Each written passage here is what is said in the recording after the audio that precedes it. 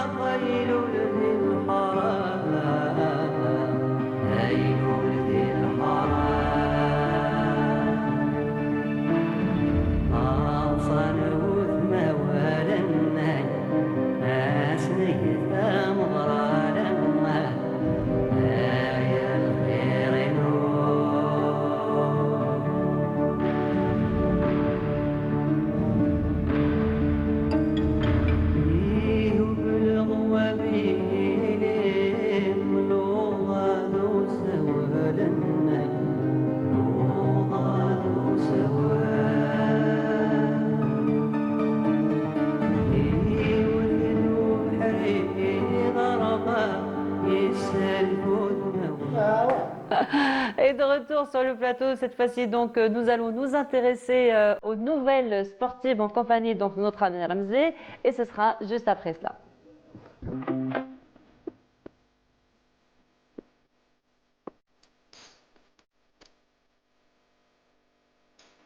Bonjour Ramzi. Bonjour, Noah. Comment ça va? Très bien. C'est la dernière ligne droite, Ramzi, Oui, hein, le du dernier mois. dimanche, Voilà, le Inch'Allah. dernier dimanche, Ouais, Inch'Allah. Inch'Allah. Inch'Allah, Rabbi يتقبل منا. Amen, يتقبل منا. Paraît-il, ton gâteau préféré, c'est le baklava. Oui, on en À ce qui parlait. paraît, Oui, hein? baklava, vous m'enlevez tous les autres gâteaux, vous me laissez baklava pour que ça fasse, comme on a dit, Ah, c'est une baklava très spéciale, hein. Ah oui, Et pour un sportif, baklava, de temps en temps, on peut se permettre, في n'est-ce العيد pas? سيتو Voilà. في المناسبات Ça, من العيد للعيد. من العيد Ah, للعيد ça شباب va, ça الحال va, ça va, ça va. On donne une bonne image du sportif, هذه hein. هي Voilà, donc pas d'excès. pas Mais d'excès. bon, c'est vrai que le baklava, c'est excellent, Oui, oui, c'est tentant. n'est-ce pas? C'est tentant. Quand on a toute la panoplie de gâteaux Oui. algérois, algériens, de toutes les régions d'Algérie, on a envie de manger, on Voilà. mange. Effectivement, là, c'est la régie qui vont me détester ce matin, hein. Oui, oui, Alors, mais bon, moi, de l'histoire de l'kebab, on va aller vers le baklava. Alors, la régie. on va pas parler de sport Ah, on alors. va pas parler de De sport, régime apparemment. Plutôt. Alors, mais sinon, les nouvelles sportives, Ramzi, comme d'habitude. Alors, on commence par le football, avec la troisième journée du championnat 23e, mobiliste, 23e, pardon, journée du championnat mobiliste, où le MCA continue son chemin vers le titre, Oui, Ramzi. le MCR continue sa route, pardon, avec une nouvelle victoire face au Paradou. Le premier but, on va le voir, il était inscrit par Bangoura. Autour du premier but sur penalty, on le voit le but. Et le second but de Naïdji face à une équipe du Paradou qui est en pleine déroute, 14e au classement, qui se cherche. On va voir le deuxième but de Naïdji. Le Mouloudia qui perd son entraîneur hier soir, qui a en commun accord est parti. On voit l'AS Ochlef, qui a eu certes beaucoup de difficultés face à la lanterne rouge, le SM, mais a gagné à la fin un but à 0. La JSK, qui a ouvert le score à Khenchela par Bilal Saoudi, mais les Khencheli ont nivelé la marque dès la 72e minute. Après, on va revoir le deuxième but des Khencheli qui ont damé le pion à la JSK, qui n'enchaînent pas après le succès de la semaine passée. Et là, on voit la Saoura dans le duel du tableau qui a écrasé, on peut dire, le MCO 2 buts à 0 et qui file vers la troisième place et pourquoi pas terminer sur le podium la saison. Les résultats, on va voir les résultats. Deux autres matchs ont eu lieu. Le CSC qui a partagé les points du nul avec Ben Aknoun, 0 partout, et Al Bayed qui a accroché Akbou, l'un des prétendants au titre, 2 buts partout. Il y a eu deux matchs qui ont été reportés. Le Serbe qui devait aller à Louis VII et il n'a pas joué parce qu'il a participé à la Coupe de la CAF, le quart de finale. Il est revenu d'Égypte avec un très bon résultat, un but partout face à Al-Masri. Et l'USMA qui a vu son match reporté face à l'ES Sétif et qui jouera ce dimanche à partir de 14h face au Congolais d'Eniema. Et on enchaîne donc, Ramzi, avec la sélection nationale qui se prépare aux deux matchs amicaux de ce mois de mars. Oui, le sélectionneur national tiendra ce mercredi à partir de 21h à la salle Mohamed Salah, notre ancien confrère de la rédaction sportive, Allah yarhamou, du stade de Nelson Mandela de Berkeley. À 21h, il dévoilera la liste des joueurs qui seront concernés par les deux matchs amicaux contre le premier, le 27 mars, au stade de Luigi Ferrazzi à Gênes. Tandis que le second se jouera contre l'Uruguay le mardi 31 mars à l'Allianz Stadium de Turin, en Italie. Les deux rencontres auront lieu à 20h30, heure algérienne. Après, ils enchaîneront le 3 juin avec un troisième match amical face aux Pays-Bas à 19h45 à Rotterdam. Et avant de partir aux États-Unis pour débuter à la Coupe du Monde le 10 juin, le 11 juin face à l'Argentine et enchaînant contre l'Autriche et la Jordanie.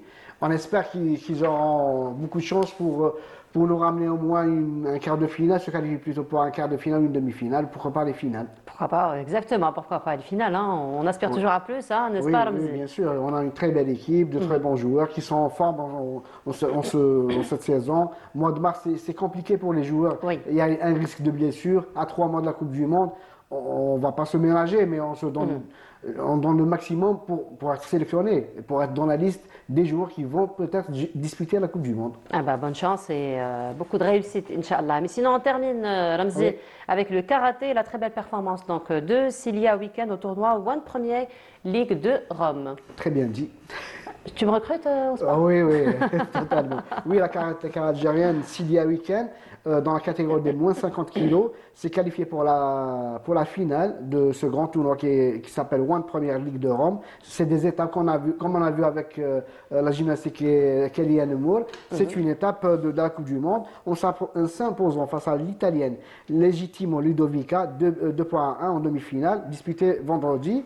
La championne algérienne, actuellement classée 3e, va disputer sa finale ce dimanche à 11h45 face à la vénézuélienne Salazar Yorguelis avec l'objectif d'arracher une médaille d'or. J'espère qu'on dira tous aujourd'hui yes weekend. Yes, we can. Yes weekend. Bah Comme oui. Oui. le mythique Obama, comme il a fait lors des élections aux États-Unis. On aura peut-être 2 médailles aujourd'hui avec Luisa Abros qui s'est. Bon, elle a été éliminée en demi-finale, mais jouera aujourd'hui contre si je ne me trompe pas, contre la Russe Sofia Diasaskalo. Ah bah bonne réussite. Oui. Ben, on espère bien que tu reviendras demain après-demain pour nous annoncer qu'il y a eu des Inch'Allah. médailles. Hein. 2 médailles peut-être. 2 médailles. 2 médailles, c'est sûr, de bronze. Une médaille peut-être d'or avec Weekend. Une médaille d'argent avec la deuxième concurrente algérienne. Ah bah, c'est ce qu'on espère, Inch'Allah. En tout cas, merci beaucoup. Merci à toi. Ramzi, pour les nouvelles du sport. Et sinon, on se retrouve durant la journée pour d'autres éditions. Inch'Allah. Et ce Inch'Allah. soir, cet après-midi plutôt, avec Hakim Kchiroud pour Canal Foot et Sarah Delbel. Merci beaucoup, Ramzi. On se retrouve Merci à très toi. vite, Inch'Allah, pour d'autres nouvelles. Et on continue. Et cette fois-ci, nous allons aller du côté de Miliana, en compagnie donc de Falia Al-Hamdi, qui nous transmet un petit peu les senteurs et les saveurs du mois de Ramadan dans cette ville. Et on se retrouve juste après. La ville de Miliana se pare de ses plus belles senteurs en ce mois de Ramadan. Dans les ruelles de la vieille Médina, l'air se charge d'effluves, de coriandre fraîche, d'eau de fleurs d'oranger. Ramadan arrive et avec lui tout un art de vivre qui éveille les sens et ravive les souvenirs. De tout le temps, Miliana, ça a été une ville de tradition. C'est une ville de tradition. Le carême chez nous, il est sacré. Sacré, nous avons dans chaque famille, c'est la tradition de Ramadan, الشربة البوراك الوسمو الجواز السهرات في الليل c'est ça la famille milianaise.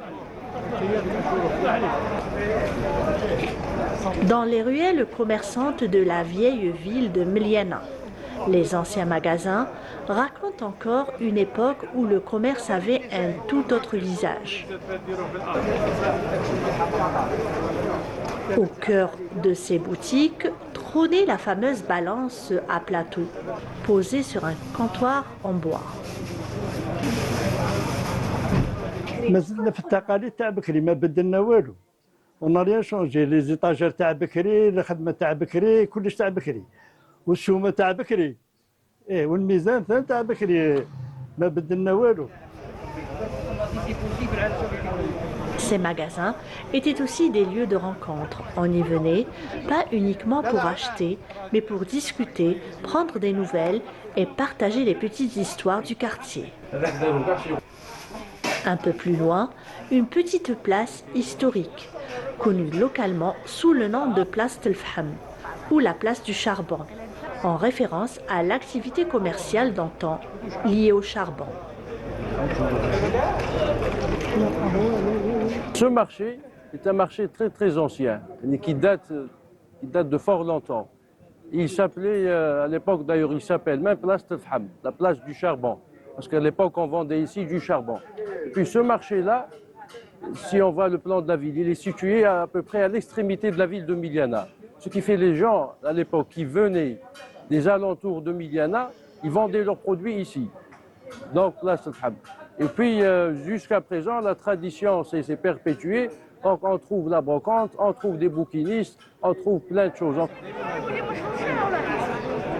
Ici, on peut trouver divers articles artisanaux, y compris des objets en cuivre et autres proposés par des vendeurs locaux sous les platanes. كما هكذا هادو لي لومبا بترول تاع بكري هذو من ساعات بكري لي لومبا بترول هذو يمشوا بالبترول. حنا البترول سا نيكزيست با درك هنا في مليانه، مي كاين في الجيري كاين بترول وحنا ما عندناش باش نشعلوها. هذه خير من اللي نشعلوا الشمعة كيما المولا اكافي هذو تاع العجايز تاع ليفيا يبغوهم هذو. واحد جا ليا يحوس يدي لي يمه وحده كيما هكا، قال لي ديت لها كاع تاع التريسيتي ما حبتش، قالت له تجيب لي ديك تاع هكا تاع بكري كي يشموا الريحه تاع القهوه هما ديجا سي كيلك شوز. Ici à Miliana, le ramadan est bien plus qu'un mois de jeûne. C'est un temps de recueillement profond et de ferveur spirituelle. Chaque jour, après la prière du Dor, les fidèles se rassemblent pour lire 2 chapitres du Saint-Coran. On est actuellement dans un lieu de, de rayonnement culturel et spirituel. C'est la mosquée et la zawiya de Sidi Ahmed Ben Youssef. Et puis là, dans cette mosquée, c'est une forteresse, n'est-ce pas, qui a, si on peut dire, gardé la mémoire, notre mémoire et notre référence religieuse et spirituelle. Et puis là, c'est une tradition qui se perpétue depuis des siècles, c'est ce qu'on appelle Hizb al-Ratib. Donc le Hizb al-Ratib, c'est ce qu'on appelle Tolba, qui se regroupe 3 fois par jour, avant la prière du Dor, avant la prière du Asr et avant la prière du Maghrib. Ce qui fait, là, ils lisent généralement 2 chapitres du Coran, les Zouj Ahzab. Donc ce qui fait,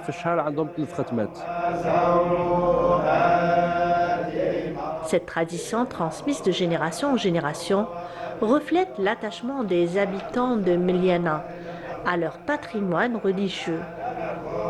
Un ramadan à Miliana, c'est aussi un équilibre entre tradition, solidarité et élévation spirituelle.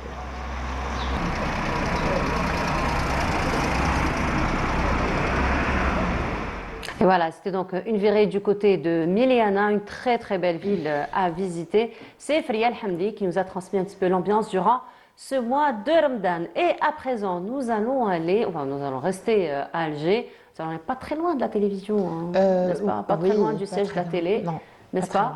Pour découvrir un autre patrimoine architectural, n'est-ce pas, Samira? Ça va être les villas Mahidine pour ce dimanche. Non, nous sommes dimanche, oui, pour ce dimanche. Je suis en décalage, hein, finalement. Et ce sera juste après cela.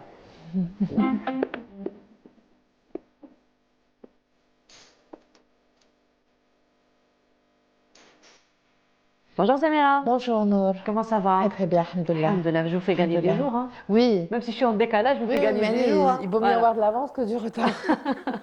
Voilà, ça c'est regarder le verre à moitié plein. Exact. N'est-ce pas? Ça va Samira? Oui, très bien. Ça se passe bien? Alhamdoulilah. Alhamdoulilah. Alors aujourd'hui, ce sera les villas Mahidine. Pourquoi ce choix? Bah juste, ça fait longtemps qu'on n'en a pas parlé, enfin pour ma part. Hein. Donc j'ai eu envie de faire un tour dans le Fas. Dans les faces, non, le Fas, les faces, les Fros. Bon, je vais me décider. En fait, il y en a plusieurs. Tout ça, je voulais les citer. Hein. Parce qu'à l'époque de la légende, il y avait quand même un découpage. Il y avait des palais, il y avait la Casbah, bien sûr, le cœur battant d'Alger. Mais il y avait tout ce qui entourait, tout ce qui était à l'extérieur des remparts.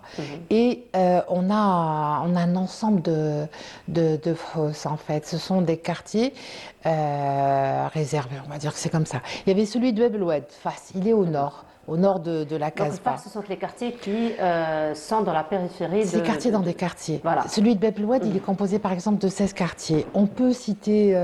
en fait, c'est tout ce qui entoure. Hein. On est extramuros, on n'est pas à l'intérieur de la Casbah. Donc, on a par exemple Bozreha, qui se trouve en hauteur. On a Zrara. Tout ça, ce n'était pas compté dans l'intramuros. Donc, on a Ouad Khoraïch, par exemple. Ça, c'est le Fas de Bab el Oued. Puis, il y a le Fas de Bab Jdid aussi, qui est à à l'ouest. Et il est composé de 19 quartiers. Il y a entre autres Hidra, Véritable décomposition administrative. Oued Rumman, Bougara. Et puis le fas de Bab Azoun, qui lui est considéré, il est placé au sud. Et il est composé de 22 quartiers. Dans le Hamma, les Anasser, Kouba, c'est pas des noms récents, hein, c'est des noms anciens. Bir Mourad Raïs, Bir Khadem, Tefoura, tout ça c'était le fas sud, le fas de Bab Azoun, mais c'était surtout aussi en rapport avec les portes, c'est-à-dire les entrées et les sorties. Alger avait 7 portes, et donc ces portes desservaient des routes. Par exemple, celui qui va vers Bermandrei, c'est la route qui va vers Blida, tu vois. Donc les Ottomans, les Algérois, les habitants de l'époque les empruntaient. Voilà, tout ça pour dire qu'à l'époque, le quartier où on se trouve s'appelait Mustapha Supérieur. Et Mustapha Supérieur pour Mustapha Becha, bien sûr, qui était propriétaire des 3/4 d'Alger. Alors, il faut le dire, parce qu'il avait déjà reçu, quand il était un peu plus jeune, des terres en cadeau de la part de son oncle, le Dey d'Alger, Hassan. Voilà. Mais toujours est-il que la villa Villa Mahidine, se trouve, parce qu'il en reste quand même une villa, là où il y a la cité Mahidine. Chahba.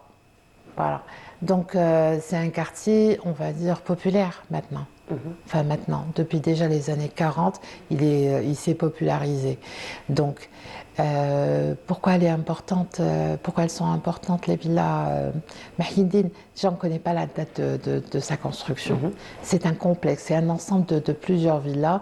Bon, ils les ont appelées. On situe au moins la période. On n'a pas peut-être la date, mais on situe la période ottomane, puisque la construction, elle est mauresque, mais profondément modifiée par tous ceux qui ont habité autour et à l'intérieur de cette maison. Elle a été pillée, donc on a volé toutes les faïences, tout ce qui était transportable. On rappelle que les maisons ottomanes, c'est des maisons à une architecture pratiquement unique, avec la particularité bien sûr de Oustad-Dar, le patio qui est important, qui est une pièce centrale de la maison. Les menzah sont les salons où les propriétaires de la maison recevaient les invités. Mais là, en l'occurrence, dans ce complexe, alors il y avait trois villas, on va dire 3 dars, avec tout le luxe. Hein. Et c'était pas les dars les plus importants, c'était les jardins. Parce qu'on appelle les villas Mahidine, mais en fait c'est Jnan Mahidine. L'élément central, c'est le jardin. Le jardin qui, si on doit traduire, donnerait Jannah, parce que c'était ça le but. Alger était entouré, et même le palais de Janina, qui était le siège du pouvoir central d'Alger, s'appelait parce qu'il y avait un Jnan. Donc les Ottomans, et avant les Ottomans, il y avait cette notion de jardin luxuriant. Voilà, ça existait déjà. Et eux, c'était important parce que ce sont des résidences secondaires. On est à l'extérieur de la Casbah d'Alger, et donc ils viennent faire quoi là? Ils viennent pour la plaisance, ils viennent pour le week-end, ils viennent pour l'été. Ce sont des résidences d'été. Donc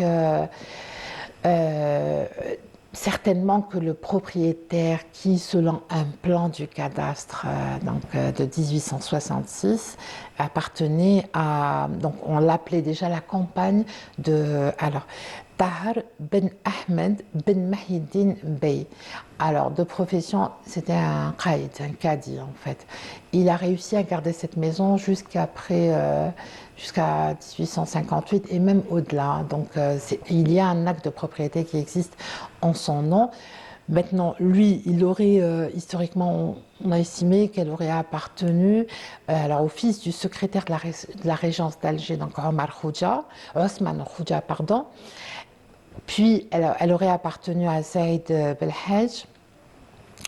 Et il était qui, Saïd Belhaj? C'était ce qu'on appelait l'amine de Sekka, le contrôleur de la monnaie. Donc certainement, il avait un siège à la Casbah d'Alger, Dar el-Mel, et à cette résidence en plus, on leur donne, en fait, le Dey d'Alger offrait comme ça des maisons à ses proches, à sa famille, en dehors d'Alger. Voilà, donc résidence d'été, Ils allaient passer les vacances demain. Voilà, alors pourquoi elle s'étendait. Donc la campagne de Tahar Ben Mahidine, à ne pas confondre avec Aït Mahidine, notre collègue, qui pourrait effectivement être de la même famille Oui. que les Mahidine. Et il nous répondra, hein, Mahidine, parce que... Oui, Yazid, possiblement, parce que Aït, c'est juste... sachant que Yazid, il fait une beaucoup de filiation. recherches dans ce Le domaine. Haït est une filiation, comme les Ben Mahidine en fait, puisque c'est un Ben Mahidine, et il serait parent à l'émir Abdelkader. Donc le papa de l'émir Abdelkader s'appelait Mahidine. Donc probablement c'est un cousin. Voilà ce qui est mentionné dans les archives. Le complexe historique, c'est un complexe historique, mesuré, alors s'étendait sur une superficie, juste pour avoir une idée, de 10 000 hectares, plus de 10 000 hectares. Et il faut savoir que le fas autour de la Casbah d'Alger s'étalait sur une superficie, sur un rayon de 12 km, pour te dire. Tout autour, il y avait ces maisons. Et on a dû voir les maisons passer. Ce sont des maisons qui sont situées à Bouzrera. Ce sont des maisons, pour la plupart, qui ont été habitées, par exemple, par les consuls. Donc tout ce qui était ambassade, consul à l'époque ottomane, s'il s'installait comme ça à l'extérieur de la ville. Ce qu'on sait aussi de cette époque, c'est que à l'époque ottomane, plus de 1600 pour te dire, c'est un chiffre énorme, ont été détruites par un des deys d'Alger pour éviter que les Espagnols s'installent dans ces maisons. Ils ne voulaient pas que les habitations soient... Donc il est parti les détruire. Ensuite, il y a eu 2 tremblements de terre qui ont secoué Alger. Il y a eu de la destruction, donc notamment celui de 1716, et il y a eu plus de la moitié des maisons qui sont tombées. Et qu'est-ce qu'il a fait? Un des deys d'Alger a fait construire plus de 20 000 habitations, juste pour avoir un ordre d'idée. Et la cité et le complexe, les villas Mahidine faisaient partie de cet ensemble extramuros. À l'arrivée des Français, et à leur départ notamment, il restait à peine 2000 maisons. Voilà. Alors, le nombre de maisons Habs qui existent à Alger, ce qui reste, c'est 119. Et l'État est propriétaire à peine d'une petite partie. Tout le reste, ce sont des résidences privées. Donc, on peut citer la maison de Chkiken, qui est devenue aujourd'hui un lieu de restauration. Cette maison appartenait aux Chkiken, et avant les Chkiken, elle a appartenu au consul d'Espagne. Et pour te dire, l'Espagne est propriétaire d'une maison, d'un terrain, ils ont construit une école maintenant, qui est juste au-dessus. Donc les ambassades aujourd'hui ne s'installent pas par hasard. La plupart s'installent parce qu'il y a un ancrage, c'est comme les Anglais. S'ils sont là, parce que tout le quartier jusqu'au boulevard Mohamed V, c'était un quartier anglais. Donc il y avait des pensionnats, il y a l'église anglicane qui est là aussi. Enfin voilà. La cité Mahidine, ce qui s'est passé, c'est que les propriétaires ont été tellement généreux qu'ils ont accordé l'hospitalité. Ils sont allés jusqu'à louer des lots de terrain à des familles qui n'avaient pas, donc qui étaient dans le besoin, donc des familles pauvres. Ce faisant, il y a eu un cumul d'installations. Les Tchnènes ont disparu pour la plupart à cause de ça. Donc la plupart des raisons, c'était à cause de ça. L'endroit s'est transformé en pas en espèce, c'est connu, il est connu, l'un des plus grands bidonvilles d'Alger pendant la colonisation française. Et la villa Mahidine, à un certain moment, a été réquisitionnée par l'armée coloniale, qui en a fait un centre du renseignement, des renseignements généraux et une maison de torture. Malheureusement, des Algériens ont été torturés dans la villa Mahidine, et tout autour, il y avait donc ce bidonville. Et à un moment, dans le cadre du plan Constantine, la France coloniale avait décidé de construire la cité Mahidine, comme Dzar Mahsoul, comme... voilà. Moi, voilà. C'est une idée sur... Voilà, une idée. Donc, c'était toujours bon de le rappeler. Rappeler encore une fois que c'est une maison qui est en pleine restauration. Oui, aussi. elle est en restauration depuis plusieurs années, Inch'Allah. Elle sera ouverte au public. Voilà, Inch'Allah. En tout cas, merci beaucoup. Merci. Samira, encore une fois, pour cette virée. On se retrouve demain. Inch'Allah. Inch'Allah, pour une autre virée. Merci beaucoup. Merci. Samira. Et cette fois-ci, donc, nous allons revenir sur un événement que le Théâtre National algérien. Mehedine Bachtarzi a abrité il y a 2 jours une très très belle comédie musicale intitulée Khatem Dzaïr, une comédie qui nous emmène en visite aux 4 coins du pays. Invité d'honneur, c'était Houssine Asnami. Je vous laisse revenir sur cet événement en compagnie de l'ami Aboud Bouda. On se retrouve juste après.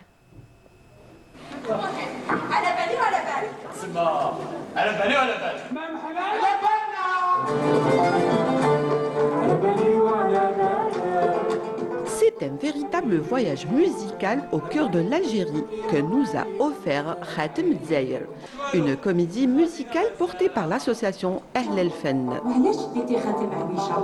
L'histoire puise dans l'univers du poème lyrique El Harraz. Au cœur du récit, la bague de mariage de Huicha et Lachir disparaît. Cette dernière devient le fil conducteur d'un voyage à travers l'Algérie, ses styles musicaux, chants populaires, costumes et traditions. Et pour sublimer ce riche patrimoine musical algérien, une voix d'exception, celle de Houssine Lasnami. Une voix qui a traversé des générations sans rien perdre de sa magie.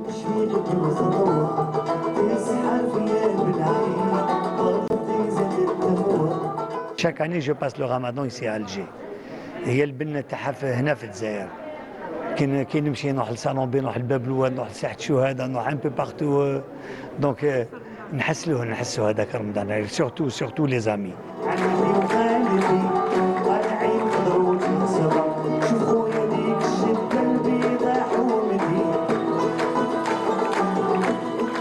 Je ne m'attendais pas à voir un public aussi nombreux la semaine passée et j'étais très ravi de retrouver mon public après tant d'années d'absence. Et Houssine Asnami revient sur scène, Inch'Allah, au mois de mai, il y aura une grande surprise avec un grand orchestre à l'Opéra d'Alger, Inch'Allah.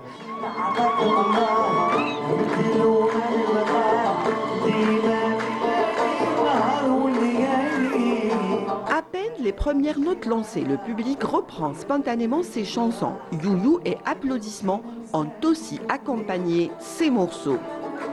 Avec sa voix au timbre unique et son élégance naturelle sur scène, Houssine Lasnami a une nouvelle fois séduit le public, confirmant sa place parmi les grandes figures de la musique algérienne.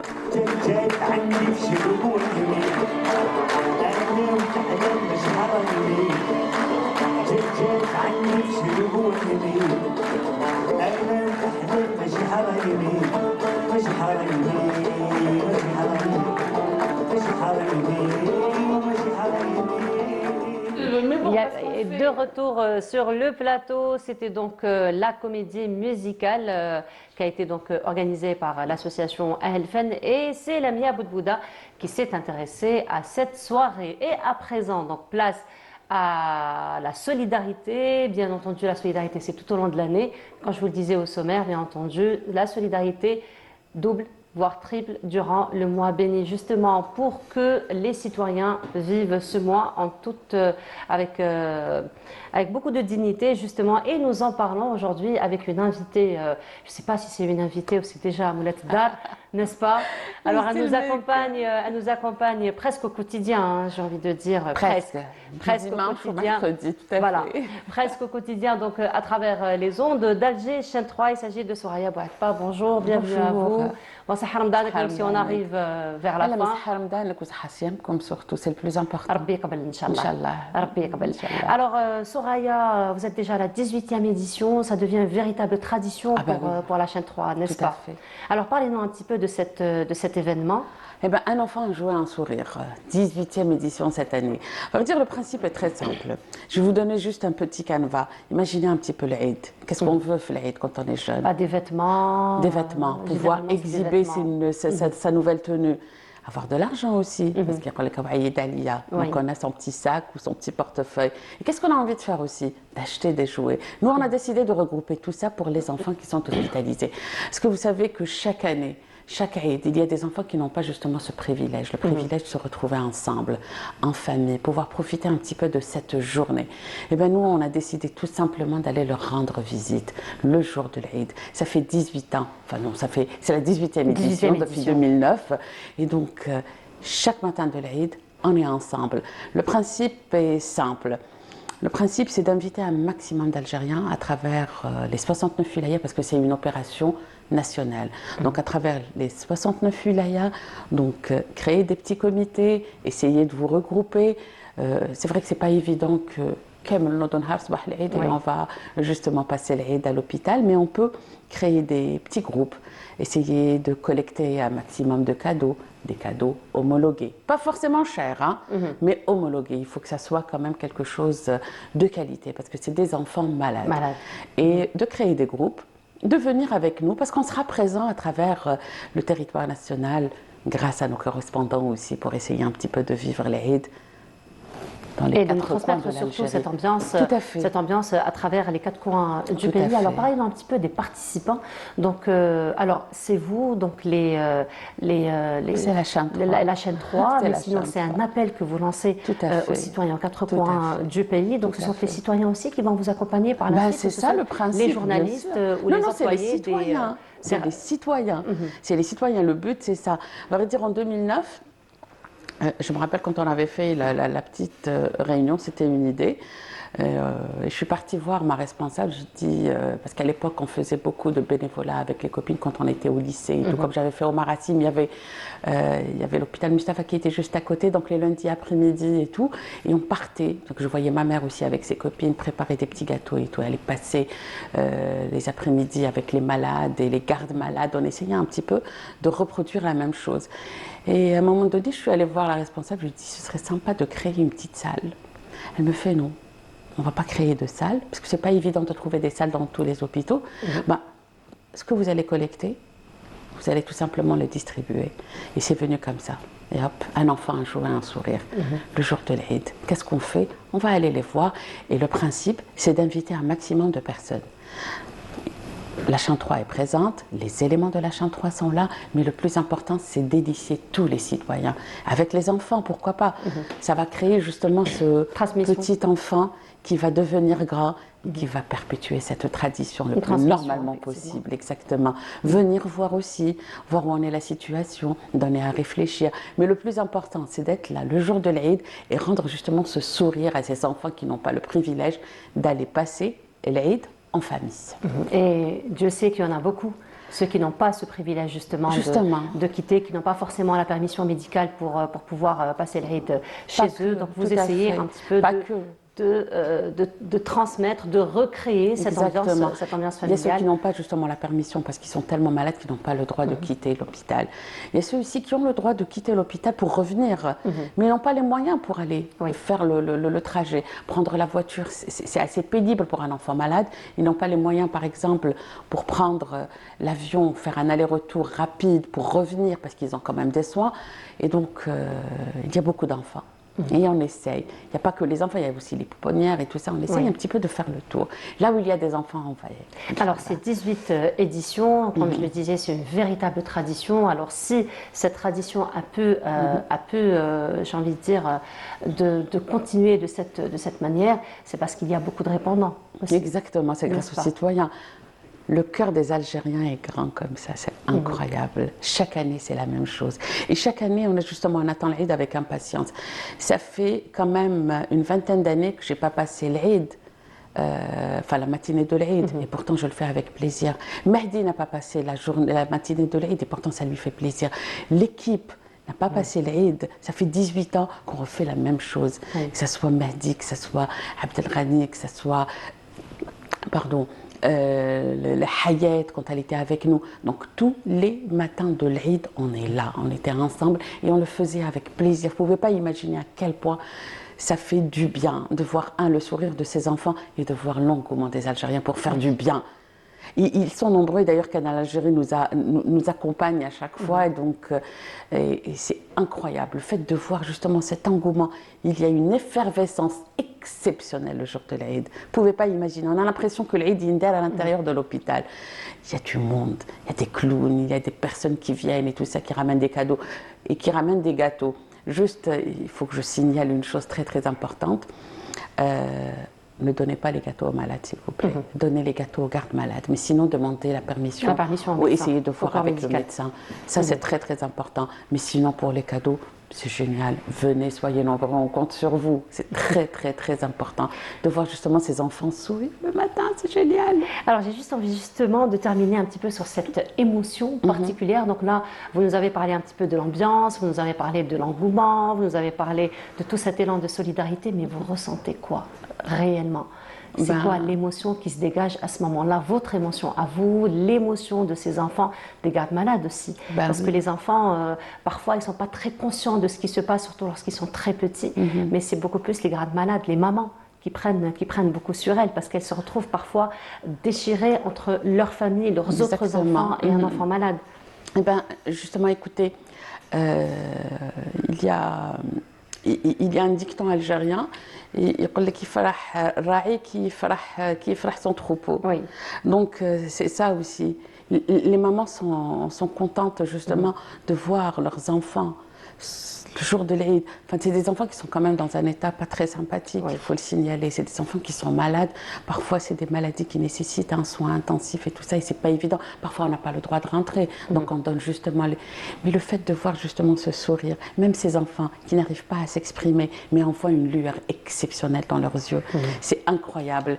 Et le fait de voir aussi tous ces Algériens solidaires. Et franchement, c'est des centaines et des centaines de personnes qui participent à l'événement. Ils sont là avec nous à travers les 4 coins de l'Algérie. Ça, c'est quelque chose d'exceptionnel. Je ne pourrais jamais vous dire à quel point on est heureux après. C'est ça, faire sa béa du jour et rentrer chargé de belles émotions. Surtout, tout à fait. Bravo pour tout ce que vous avez entrepris, pour tout ce que vous allez entreprendre. Un appel ce matin à tous ceux qui nous regardent pour rejoindre encore une fois cette opération. J'imagine que vous êtes en plein préparatif en ce moment. Exactement. Et rendez-vous pris pour la première matinée de l'Aïd. Tout à fait. Eh bien, bravo. Merci. Encore une fois. Soraya, on va vous retrouver tous les jours à travers les ondes d'Alger 3. Tout à fait. Voilà, merci beaucoup. Ça a été un plaisir de vous avoir compté parmi nous. Et puis, merci beaucoup. Et on continue, on va se retrouver pour la dernière station de cette matinée en compagnie de notre ami Yazid Aït Mahidine. Mais avant cela, ce sera pause musicale et on se retrouve juste après.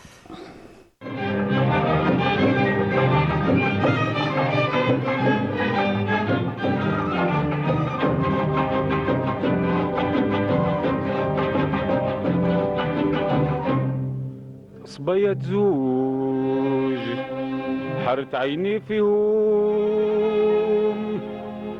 متألمين وحديثهم بالآهات يدرى الغرام كان يشغل فيهم ولا الموت جعلتهم يتيمات صبية زوج حارت عيني فيهم متألمين وحديثهم بالآهات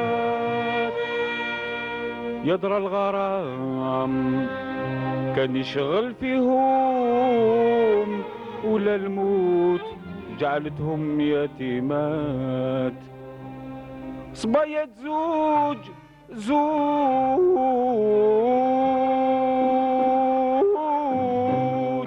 يدرى الغرام كان يشغل فيهم ولا الموت جعلتهم يتيمات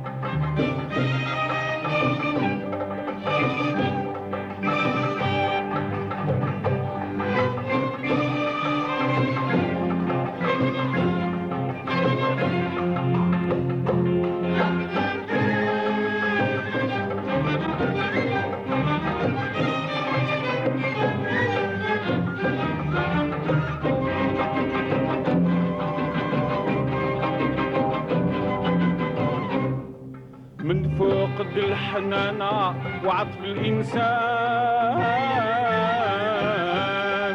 اثنين حازنين ينعرفوا في الحين الروح ضيقة والمدسم مكان الغيار باين متغلب على الزين من فقد الحنانة وعطف الإنسان الاثنين حازنين ينعرفوا في الحين الروح ضيقة والمتسمى كان الغيار باين متغلب على الزين عيون سود دمعات تجري فيهم شفار دابلة من كثر المحنات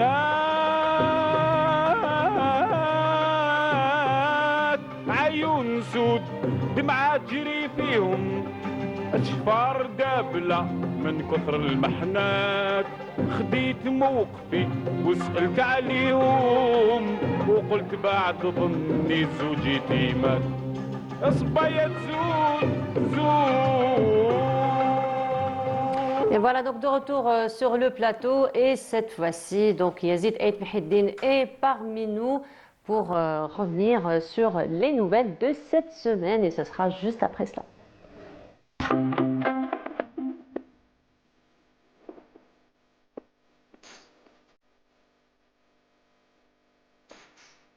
Yazid, bonjour. Bonjour. Comment ça va Yazid? Ça se passe bien? Ça va. Alhamdoulilah, alhamdoulilah. Alors Yazid, aujourd'hui, On va rendre hommage à Mouloud de Firaoun, un pilier de la littérature contemporaine algérienne. Absolument, assassiné le 15 mars 1962 à Benaknoun par l'OAS. Et c'était à 3 jours des accords d'Évian, de la journée de la victoire. Il était accompagné donc aux centres sociaux de Benaknoun, au Château Royal, par ses amis, Max Marchand, Tawaoudia, Hamoutab. Donc il y a eu tous ces collègues instituteurs qui étaient donc responsables au niveau des centres sociaux de Benaknoun. Un commando OAS les ont fait sortir des classes et ils les ont mis dos au mur et ils les ont exécutés. Rabbi yarhamoum wa yawsi' alayhum. Et quand on parle de Mouloud Firaoun, c'est le réalisme, c'est lui qui a. Ces livres sont un miroir sur la condition des Algériens face à cette colonisation féroce. Il le dit dans La Terre et le Sang, dans Le Fils du Pauvre, dans Jour de Kabylie, et surtout dans le journal en 1955-1962. Et dans le journal, il rappelle les exactions du colonialisme français. Son ami Robles le rappelle qu'il voulait que ce témoignage contre la colonisation, contre les exactions du colonialisme, contre la barbarie coloniale, il voulait qu'il paraisse ce livre chez Seuil. Il a dit s'il ne paraît pas au moment voulu, il considérait ça comme une lâcheté. Vous voyez comment lui, il voulait transmettre, il voulait être un témoin de son siècle, un témoin de ce que l'Algérie a vécu. Il a même, par la suite, il y a eu un livre à titre posthume, La Cité du Bonheur, puisqu'il était aussi directeur de... On voit ici par donc... son fils d'ailleurs, oui, il était par son fils. On voit là, c'est les images donc, du Château Royal, là où il y avait les centres sociaux. Il rappelle également que par rapport à ces centres sociaux, Robles, il rappelle qu'il a été exécuté parce que l'OAS considérait que les centres sociaux étaient un nid comme il le dit, c'était un nid du FLN. Donc en fait, c'est-à-dire qu'il était foncièrement engagé pour la lutte libération nationale et contre la colonisation française, et il avait des relations avec le GPRA, il était vraiment très très engagé pour la libération et pour la liberté de l'Algérie. Rappelons que l'OAS déjà ils ont commencé déjà à cibler des nationalistes, à cibler des écrivains, à cibler la masse laborieuse, les dockers du port d'Alger, à cibler des facteurs dont Mohamed Malki, qui a été assassiné le 22 avril 1962, donc juste après Mouloud Firaoun. Et puis il y a eu quand même la Bibliothèque nationale qui a été incendiée de la fac centrale, la bibliothèque universitaire. Donc les ultras donc, de l'OAS ont tout fait pour saper le moral, pour essayer de faire reculer ce jour qui allait remplacer cette nuit coloniale. Donc, Mouloud Firaoun, Allah yarhamou wa yawsi alayh, donc on rappelle qu'il a, même dans le journal 1955-1962, il rappelle également d'autres auteurs comme Katib Yassine, comme Mohamed Dib, qui eux aussi étaient des témoins contre la barbarie coloniale. Il y a des textes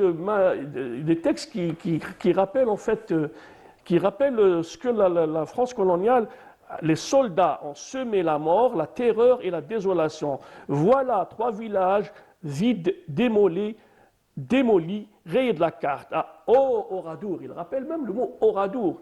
Et puis, il parle même de mon village paternel, où il dit la même opération se répète à Tugensheft, à Zegmat, aujourd'hui, parie-t-il le tour d'un autre douar. Donc, c'était les exactions et la barbarie coloniale s'abattait sur tous les villages, et il le rappelle, et aujourd'hui c'est un témoin, c'est documenté en fait. C'est pratiquement aujourd'hui, quand on parle du colonialisme... Si tu permets, juste on va montrer le livre, Yazid. Voilà.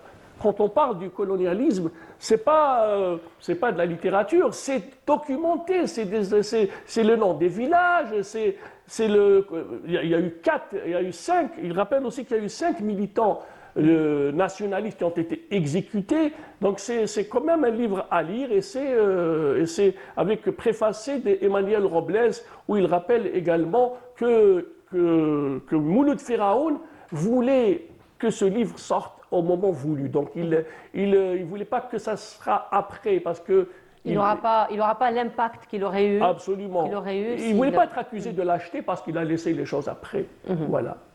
Donc, hommage à Mouloud Firaoun, et puis rappelant que son fils Ali est toujours, il travaille d'arrache-pied en fait pour valoriser cette mémoire nationaliste contre le colonialisme français.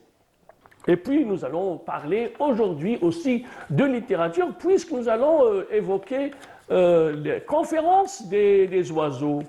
Mantiq at-Tayr de Zinedine al-Attar. C'est un fleuron de la littérature soufie, où il rappelle un peu comment 30 oiseaux ils étaient en train d'accompagner le Simorgue, et en fait c'était des allégories sur cette fusion entre l'être et le néant, entre l'être et son créateur. C'est pratiquement à lire, et c'est des poèmes en fait qui rappellent cet instinct soufi qui est en nous, cette relation fusionnelle entre l'être et son créateur. Et si j'ai parlé des oiseaux, c'est parce que... Les oiseaux écrivent des phrases.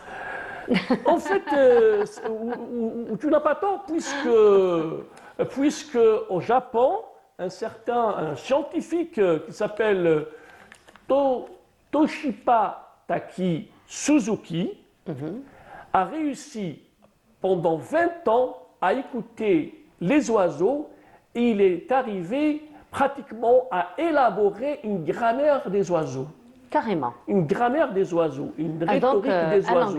Un langage des oiseaux. Par exemple, surtout, le test était sûrement sur la mésange de Chine. Donc, par rapport à cet oiseau, donc il rappelle par exemple ABCD, c'est-à-dire qu'il est en train de dire faites attention, il y a un prédateur. Carrément. Carrément. D'accord. En fait, on rejoint également... Mais de toute façon, c'est connu dans le monde animal, Yazid. Les animaux entre eux, ils ont justement ce genre de signaux, ce genre de langage. Oui, mais lui, il a percé, en fait tous les codes. Les codes. Dans le monde animal, il rappelle en fait comment ces animaux carrément proposent des phrases codifiées. Et ça, c'était pour une espèce particulière d'oiseau? Oui, une espèce particulière d'oiseau, où il a fait ça pendant 20 ans. Et donc, C'est ça ce qu'on a. C'est pour ça que je me suis dit pourquoi il y a un mantek, il y a une conférence d'oiseaux. Et aujourd'hui, ce Toshiba Taki Suzuki a réussi à codifier finalement, à percer le mystère de ces êtres qui nous entourent, qui sont là. Moi, d'habitude, quand je sors dehors, il y a des moineaux, il y a peut-être des... On apprécie comme ça le chant des oiseaux. Mais finalement, j'ai ma fille qui me rappelle, me dit, papa, on va dire bonjour aux oiseaux. Oh, c'est mignon. Elle le dit carrément, elle les regarde comme ça, bonjour les oiseaux. Oui, mais c'est très sensible à la nature. Oui, elle est très sensible. Dacine. Et puis finalement, en essayant de voir sur les sites spécialisés scientifiques, en ornithologie, etc., c'est sur la revue Sciences et Avenir où j'ai vu qu'il y avait ce japonais Toshiba Taki Suzuki. Alors c'est Taka, Taka Suzuki. Toshiba Taka Suzuki. Tiki Taka Toshiba Toki. Voilà. Je te laisse faire. Wayo, Hajime Mashti. Je te laisse faire. Hajime Mashti. C'est ça. Imuji Doska. Tu peux traduire? C'était Hajime Mashti, je pense que c'était quelle heure il est. D'accord. Imuji Doska. Tu te mets au chinois aussi, Yazid? C'est pas le chinois, c'est le japonais. Ah, c'est le japonais. C'est le japonais. D'accord. Chinois, je connais uniquement CC. Merci. Voilà. En chinois, j'ai pas suivi. Non, en chinois, c'est merci. CC. C'est voilà, merci. on apprend des choses. Hein. Voilà. Et voilà, donc on termine sur les gens qui veulent passer en 24 heures en Algérie, à Alger précisément. Ça suffit, 24 heures à Alger? Ça suffit pas, mais le National Geographic, le grand magazine spécialisé, dans la rubrique Travel, il propose, le journaliste Dan Tuilette et la photographe Cléa Reka, le 11 mars dernier, il y a eu publication d'un article qui rappelle un petit peu tout ce qu'on peut faire à Alger, notamment à la Casbah d'Alger. Il rappelle un peu la pâtisserie Casbah, d'Al-Stah, etc. Donc il donne un peu des bons plans pour ceux qui veulent visiter la Casbah d'Alger. On voit, il y a eu des photos vraiment très intéressantes, des clichés par rapport à Jama' al-Kibir, par rapport à la Casbah, à Riyad al-Fath, à Tipaza. Donc il propose, surtout en ce mois sacré de Ramadan, des pâtisseries traditionnelles, qalbellouz, etc., zlabia et tout. C'est une ambiance à part entière, effectivement. Oui, mais c'est ça. Alger donc, marque des points et beaucoup de touristes demandent aussi, essayent de réserver pour carrément passer un bon week-end à Alger. Voilà. Et là, c'est Place des Martyrs. Rappelons que Place des Martyrs actuellement est en aménagement, puisqu'ils vont intégrer le musée Ecosium, donc tout le site Ecosium qui est mitoyen du métro d'Alger, et ça va être vraiment tous les 4 couleurs d'Alger, le plan bleu, le plan blanc, donc tout ce qui concerne cette interconnectivité de la ville d'Alger sera pris en charge par la wilaya d'Alger. Donc on voit le musée Bardot, on voit également le musée de Ali Lapointe, du côté de la Casbah. Rappelons que le musée de Ali Lapointe a été aussi le lieu où la plateforme d'Assomam a été également rédigée. Donc il y a eu beaucoup d'événements par rapport à ça. Oui. Et puis on voit aussi le flamboyant Maqam Shahid, donc c'est aussi l'esplanade, elle est pratiquement c'est un régal aussi de se promener. C'est un régal, puis ça surplombe toute la baie d'Alger. Tout à fait. Et puis elle a été également restaurée pour avoir pratiquement c'était un belvédère pour apprécier toute la baie d'Alger. Voilà. Donc on rappelle également on termine sur ça, Yazid. On termine sur ça pour dire qu'on a parlé donc de Mouloud Firaoud, on est revenu pour parler de Mantiq Tayr de Farid Din Al-Attar et puis pour parler de Toshitaka Suzuki. Merci beaucoup. Voilà, merci. CC, c'est ça? CC, merci. CC, voilà, merci beaucoup.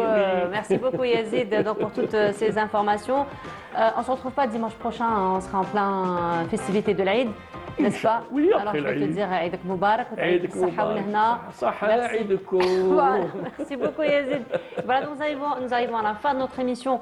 Merci beaucoup de nous avoir suivis. Je vous souhaite une très agréable journée à tous. Vous retrouverez notre collègue Amir Nebesh exceptionnellement demain, Inch'Allah, à partir de 8h30. Pour ma part, je vous retrouve le week-end prochain. Excellente semaine à tous. Au revoir.